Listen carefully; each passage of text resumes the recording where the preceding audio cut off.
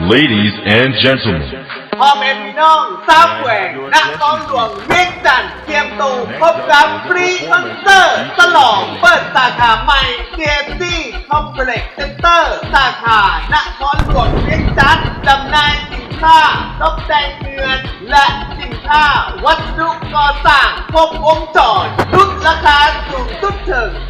80% วันที่23 กุมภาพันธ์ 2019 นี้พบกับฟรีคอนเสิร์ตใบเตยอาสยามและดาราพิธีกรสาวแหวนติ๊กนวรัตน์วันที่24 กุมภาพันธ์ 2019 นี้พบกับฟรีคอนเสิร์ตเบิ้ลปทุมราชมาความวันตื่นน้ำกันได้ที่ CFC Complex Center สาขานครหลวงเวียงจันทร์ตั้งอยู่ถนน454บ้านโซกใหญ่เมืองไซเศรษฐาคอนเสิร์ตเริ่มในเวลา 19 โมงเป็นต้นไปเข้าชมฟรีเด้อ CFC Complex Center